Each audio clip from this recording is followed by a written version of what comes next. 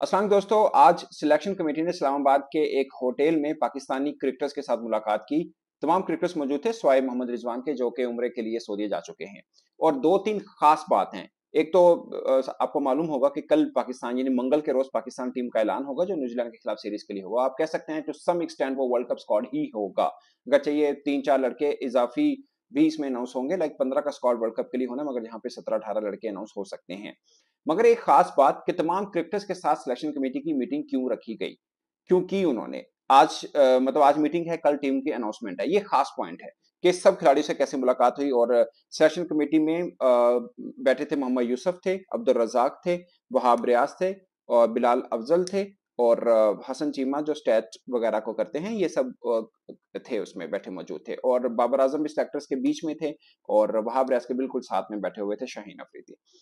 मगर एक पॉइंट जो बेसिकली इस मीटिंग की खास वजह बनी, जो सिलेक्शन कमेटी ने करनी थी, आप जो सोच रहे हैं कि शाहीन के साथ शायद अलग मुलाकात होगी, वैसा तो नहीं हो पाया, मगर सबके साथ इकट्ठे मुलाकात हुई। और एक खास पॉइंट जो बेसिकली सब क्रिकेटर्स के लिए भी आप कह सकते हैं, मगर खास क्रिकेटर्स के लिए भी है, उसमें यह था कि आपने सुना था पहले कि शाहीन अफरीदी को कुछ मैचेस में रेस्ट मिलेगा।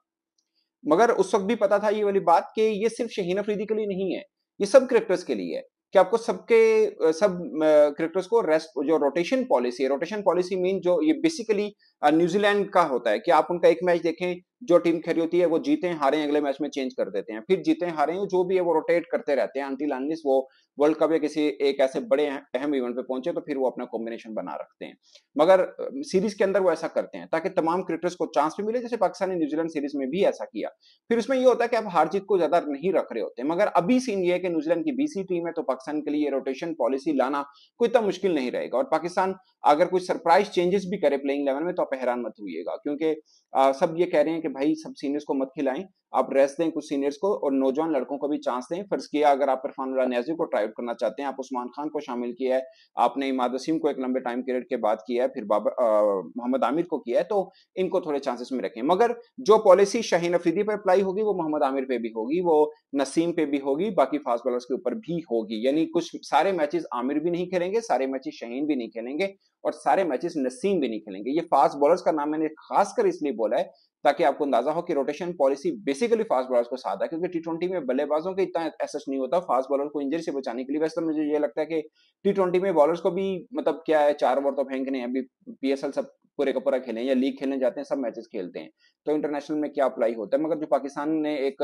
निकाला कि इस वजह से ही उन्होंने शहीन को बदला है, तो इसलिए ये पॉलिसी अब सब पे अप्लाई होगी। बेसिकली इस बैठक का मकसद ये है कि ये पॉलिसी सब पे अप्लाई होनी है, बल्लेबाजों पर भी बॉलर्स के ऊपर भी। और ये किसी एक इंडिविजुअल के लिए नहीं है, जो अज्यूम किया जा रहा था कि शहीन को बिठाया जा सकता है, एक्चुअली में सबको बिठाया जा सकता है।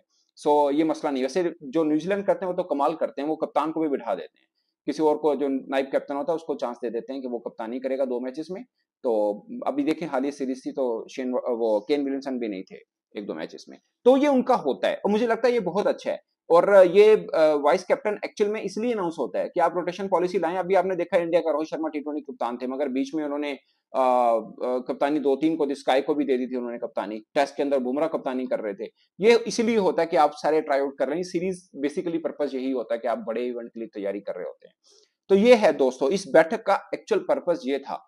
और ऐसी कोई खबर फिलवक्त सामने नहीं आई कि शहीन के साथ अलग मीटिंग हुई उनकी इस मामले को लेकर और उनकी बातचीत की जाए, ना ही कोई ऐसा क्रिकेट बोर्ड ने बताया। मगर ऐसी कोई अपडेट हुई तो उस पर अलग व्लॉग जरूर बताऊंगा। मगर इस बैठक का मकसद ये है, एक तो टीम कल अनाउंस हो रही है, लाहौर के अंदर होगी, होपफुली प्रेस कॉन्फ्रेंस की सूरत में होगी। और दूसरी खास बात यह है कि 14 अप्रैल को न्यूजीलैंड की टीम इस्लामाबाद पहुंचेगी।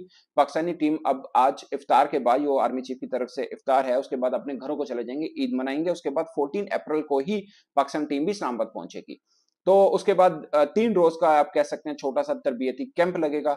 उसके बाद पाकिस्तान और न्यूजीलैंड के बीच में पहला टी20 मैच, और एक्चुअल में 3 मैचेस जो हैं वो खेले जाएंगे और इस्लामाबाद में, फिर 2 टी20 मैचेस जो हैं वो खेले जाएंगे लाहौर में। उसके बाद पाकिस्तान ने आयरलैंड जाना है, फिर पाकिस्तान ने इंग्लैंड जाना है, पास पास में खेलनी है। तकरीबन 7 टी20 मैचेस दोनों के कंबाइन बनते हैं, और फिर पाकिस्तान ने खेलने जाना है वर्ल्ड कप। तो कुल मिला के पाकिस्तान के पास 7 और 5 12 टी20 मैचेस पड़े हैं।